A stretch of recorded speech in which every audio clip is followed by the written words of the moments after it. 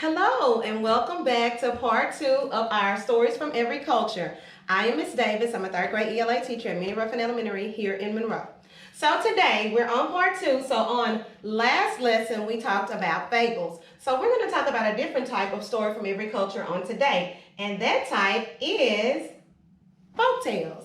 So today we'll be learning something about folktales, and we've heard many folktales, and we probably didn't even realize that they were folktales. But we're going to figure out what folktales really are right now. What is a folktale? Folktales are a kind of story that gets passed on from generation to generation. True folktales do not have a single author. They develop as different people tell them over time. As such, they are creations of the folk or the people. Hence, we get the name folktales. Many folktales are very old. For generations, the tales were spoken aloud and never written down. Storytellers would memorize the stories and keep them alive. Now, we have some very famous folktales that we've heard over and over as children, and we probably didn't even realize they were folktales. Some of those are the Three Little Pigs, Goldilocks, and Little Red Riding Hood. Now, as we get into our lesson for today, I'm going to tell you some things that we will be doing in this lesson. We'll read a folk tale about Jack. We'll summarize and organize the events of the folk tale. We'll also compare and contrast two characters, and we'll complete writing revolution activities using the words because, but, and so. So let's get started with our folk tale, a familiar one, Jack and the Beanstalk. Once upon a time, there was a boy called Jack. He lived with his mother. They were very poor. All they had was a cow. One morning, Jack's mother told Jack to take their cow to the market and sell her. On the way, Jack met a man. He gave Jack some magic beans for the cow. Jack took the beans and went back home. Now, I don't think Jack made a good decision right here because his mom told him to go and sell it because they needed the money because they were very poor. So let's see what happens next. When Jack's mother saw the beans, she was very angry. She threw the beans out of the window. The next morning, Jack looked out of the window. There was a giant beanstalk. He went outside and started to climb the beanstalk. He climbed up to the sky through the clouds. Jack saw a beautiful castle. He went inside. Now, is Jack making some good decisions here? Probably not, but hopefully there's a good outcome to this. Jack heard a voice. Fee, fi, fo, fum. Jack ran into the cupboard. An enormous giant came into the room and sat down. On the table, there was a hen and a golden harp. Lay, said the giant. The hen laid an egg. It was made of gold. Sing, said the giant, and the harp began to sing. Soon the giant was asleep. Jack jumped out of the cupboard. He took the hen and the harp. Suddenly the harp sang, "Help, master!" Uh-oh. Jack's in trouble. The giant woke up and shouted, "Fee, fi, fo, fum." Jack ran and started climbing down the beanstalk. The giant came down after him. Jack shouted, "Mother, help!" Jack's mother took an axe and chopped down the beanstalk. The giant fell and crashed to the ground. Nobody ever saw him again. With the golden eggs and the magic harp, Jack and his mother lived happily ever after.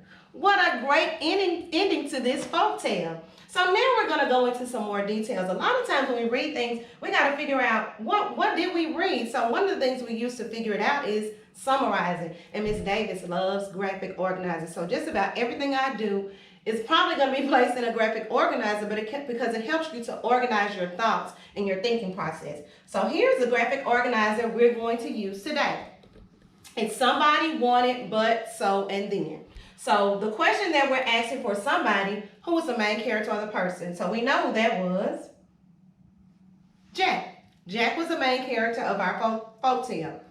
What did the character or person want? Now, it doesn't really tell us in the story specifically what Jack wanted, but we can kind of imagine he was very poor. So something he probably wanted was what? Money. You have money, you can buy food, you can buy other things that are necessities for you. But, so here comes the problem. What was the problem? He didn't have any money, so he was very poor. Jack was very poor. So, how did he try to solve that problem? So, Jack has to be very, very innovative right now to figure out how he can figure out a way to get some money. So, his mom told him to do one thing, but Jack had something else in mind. So, he what? sold a cow for magic beans. I don't know if this was a good decision, but in the end, we realized that it was a good decision that Jack made to sell the cow for magic beans. And because of that, the magic beans led him to a hen that lays golden eggs. And this was a way that him and his mother could have money. They could sell the eggs or whatever they needed to do. So they were able to live happily ever after. Now, on to another thing when we're talking about stories, folk tales, fables, whatever we're talking about, nonfiction, fiction, biographies, there's always a way to make sure we have comprehended what we read. And one way to do that is to put our events in order. Now, sometimes we do it in a sequence of events chart, or sometimes we have a flow chart. So today I chose to use a flow chart, which is basically the same. It's where we take the events from the story and we place them in order. So the first thing we need to figure out is, what was the first thing that happened? What was the first thing in our folktale?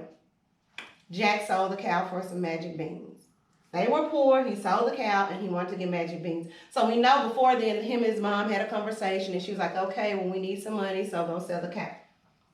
So after he sold the cow for the magic beans, his mom threw the beans out the window, and a beanstalk grew from the beans, and Jack climbed up the beanstalk. So here we have, he sold the cow, got the magic beans. Mom was upset, she threw the beans out the window. A beanstalk grew from those beans, and Jack was curious, so he climbed it to see what was up there.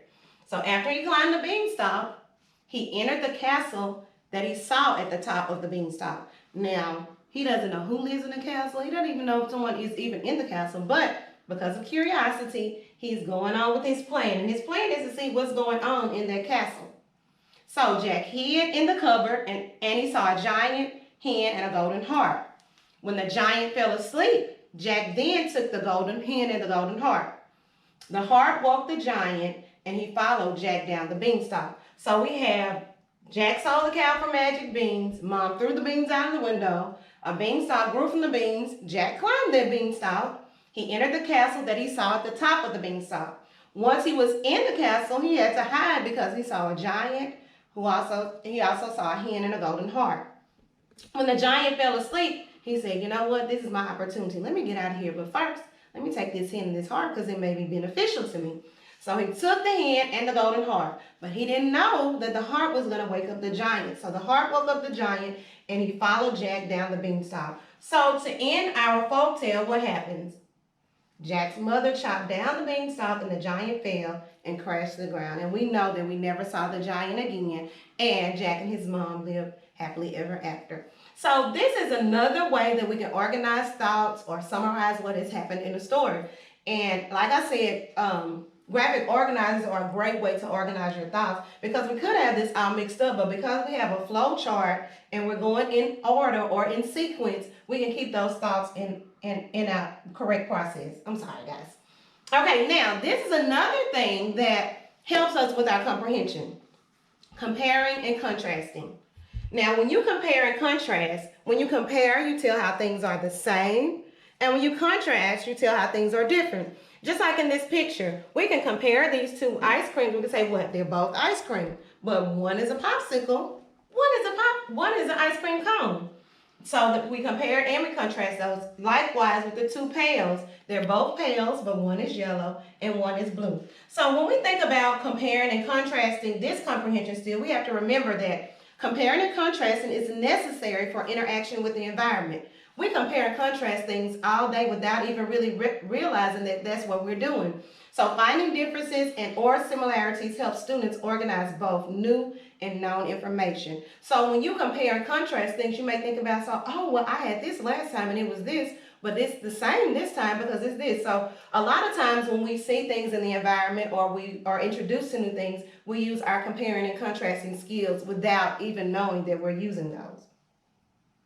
So now we're going to move on to a Venn diagram, another graphic organizer. I told you I love graphic organizing. So what we're going to do is we're going to compare two of the characters. We're going to compare Jack and the giant. And we're just going to do some little vague things. We're not going to go into any depth about it. We're going to be, just general things that we know about Jack and general things that we know about the giant. So remember, in a Venn diagram, it's two circles. Where these circles overlap, that's what we're going to put where they're the same. So on this side, that's outside of that overlapping part, we're going to write things that are different about Jack. And on this side, we're going to write things that are different about the giant. So let's just think about Jack and the giant.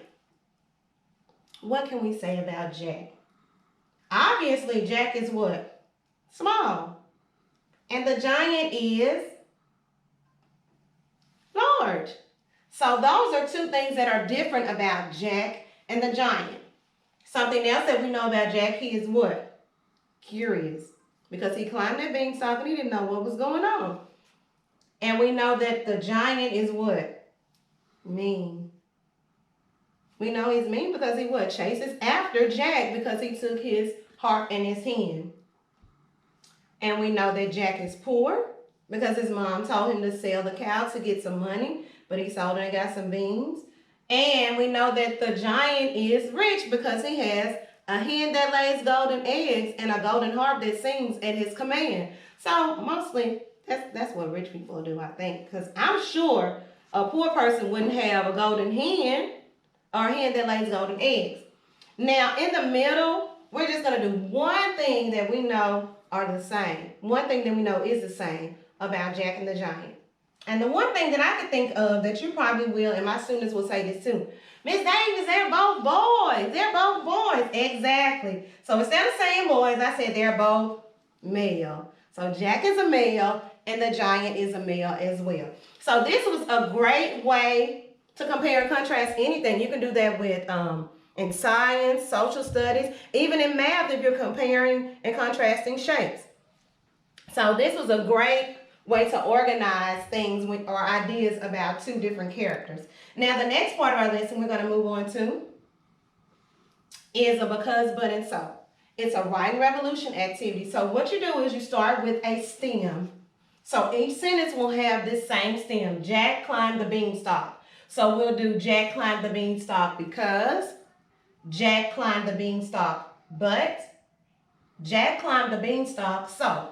So for just a minute, we're just going to sit and think about what we could add to those. A reason for because, something to add for but, and something to add for so. So I'll give you a couple of minutes to kind of think about that and think what you can add to those sentences before I share with you the thoughts that I came up with.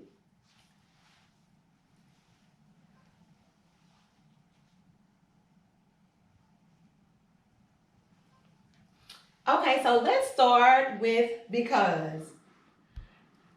Jack climbed the beanstalk because he was curious. Now, just think about if you were Jack. You woke up one morning, you looked out your window, and you saw this tall beanstalk going all the way up to the sky. Would you be curious about that? I know if I was a child, when I was a child, Miss Davis probably would have wanted to climb the beanstalk. Now, I probably wouldn't want to climb the beanstalk now because I've gotten a little older and I can't really climb fast. But as a child, I would have been curious and wanted to climb the beanstalk as well. So here's one thing you could say. I mean, you probably came up with another reason that you felt like Jack wanted to climb the beanstalk. So now let's move on to Jack climbed the beanstalk, but. Jack climbed the beanstalk, but he was not sure where he was. Because when just think about it, he climbed up the beanstalk, he went through some clouds. See, right there, Miss Davis was like, okay, I'm going too far. I'm in the clouds, but he kept moving and he looked around and I'm sure he was thinking like, where am I? Where is this castle? I know this is not in my hometown or where I live. So he was not sure exactly where he was. And then the last one, Jack climbed the beanstalk so. Now Miss Davis came up with this. It's kind of similar to my because, but I kind of reworded it. Jack climbed the beanstalk so he could see where it led. So he was curious. He wanted to see where it led. He wasn't sure what was up there, but he wanted to know where it led. So this is one example of a because, but, and so, where you use the events from the story to further your thought process or further some thinking of as to what actually happened in the actual folktale. Now we have another because and so, and it's about the giant. So our stem is the giant followed Jack. So we'll do the giant followed Jack because, the giant followed Jack but, the giant followed Jack so. So I'll give you a couple of minutes and we'll kind of think about those before we go into what Miss Davis came up with on her own.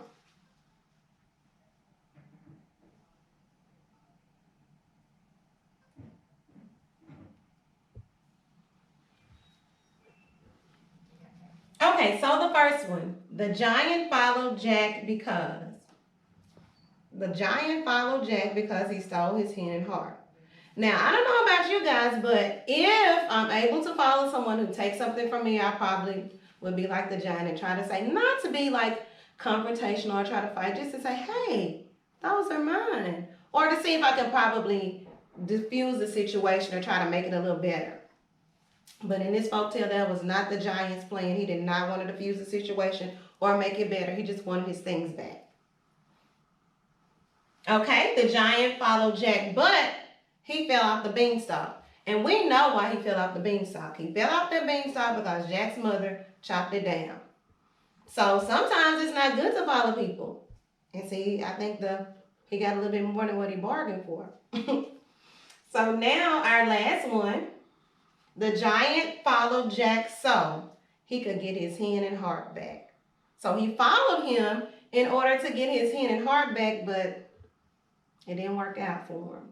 So this is another example of our writing, how we can improve our writing or expand our writing. Because we can use all of this to kind of tell the story if we need to, or add to a story, or to give an answer to a question that our teacher may ask us about the events of a folktale. So remember, when you use the because, but, and so, just use the events from the story to make sure it makes sense with what's going on. Because we couldn't say the giant followed Jack, but his shoe fell off. Well, we don't know if his shoe fell off because it wasn't in the story. So make sure when you're doing this that you do use the information from the actual story or folktale that you're discussing. So, in this lesson, you learned how Jack's magic beans helped him and his mother. You also summarized a folktale, compared and contrasted two characters, and used because, but, and so to explain events in the folktale. And as usual, Miss Davis let y'all in on a little secret. Here's a URL where you can also visit this website to get more folktales. Okay? So I've enjoyed you today. So hopefully you got something from our lesson on folktales. And I'll see you again for our next lesson.